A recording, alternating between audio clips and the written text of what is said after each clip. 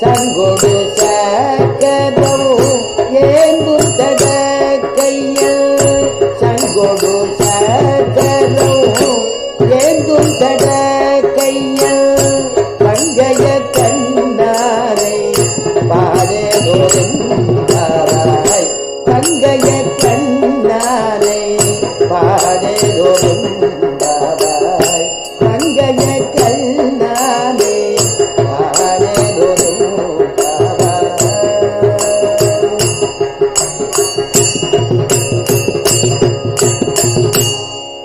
அப்படின்னு சொல்லி அற்புதமா அந்த பாசுரத்தை சொல்லும் பொழுது வர்ணிக்கிறா.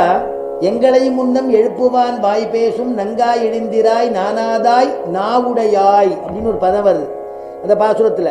நாவுடையாய்னா என்னன்னா நாவீறு படைத்தவளேன்னு அர்த்தம். உள்ள இருக்கக்கூடிய தூங்கிட்டு இருக்கிறவளை சொல்றா நீ நாவீறு படைத்தவள் அப்படிங்கிறா. அந்த நாவீருன்னா கல்வின்னு அர்த்தம். அந்த நாவீறு படைத்தவன்கிற இடத்துல ஆஞ்சநேயன் எடுத்துக்காட்டா எடுக்கிறா. அப்படியேப்பட்டதான ஒரு ஆஞ்சநேயனுக்கு எல்லா விதமான விஷயமும் தெரியுமா, அவ்வளவு கற்றறிந்த மேதையம். ஆஞ்சநேயனை கொண்டாடுறார், ஆண்டாளும் கொண்டாடுறார்.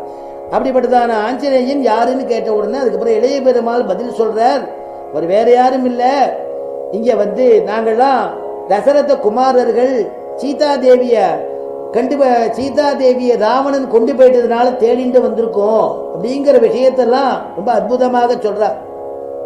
சொல்லி அந்த போற வழியில வந்திருக்கோம் அப்படின்னு உடனே ஆஞ்சநேயன் என்ன பண்ணினார், இந்த ராமபிரான் இடத்துல தன்னையாரு சுக்ரீவன் கதையெல்லாம் சொல்லி வாலியுடைய விஷயத்துல விற்த்தாந்தங்கள்லாம் சொல்லி ராமனை தன்னுடைய தோல்ல எழுந்தொள்ள பண்ணி கொண்டார்.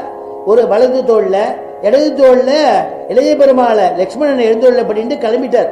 கிளம்பி நேர சுக்ரீவனுடைய குகைக்கு போய் அவ 2 பேருக்கு சக்கியம் நண்பர்களாக ஆக்கிறது, 2 பேரையும் நண்பர்களாக பண்றது, அக்னி சாட்சியாக நண்பனாக ஆக்கி அப்ப ராமபிரான் உத்தரவு கொடுக்கிறாராம், நான் கண்டிப்பா வாலியை வதம் பண்ணி உங்களுக்கு இழந்த ராஜ்யத்தையும் இழந்த சொத்தையும் நான் மீட்டு கொடுக்கிறேன் அப்படின்னு ராமபிரான் சொல்றார்.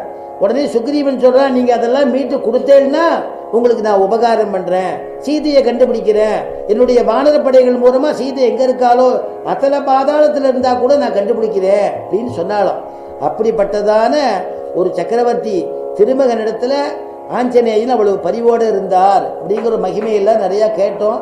இருந்தாலும் இன்னும் நிறைய சொல்ல வேண்டியது இருந்தா கூட நமக்கு அவகாசம் இல்லாததுனால அந்த ஆஞ்சநேயன் அவருடையதான உற்சவத்தை இந்த தென்னயோத்தின்னு கொண்டாடக்கூடிய இந்த இடத்துல சுவாமி வாசுதேவன் சுவாமி ரொம்ப அற்புதமா வருஷா வருஷம்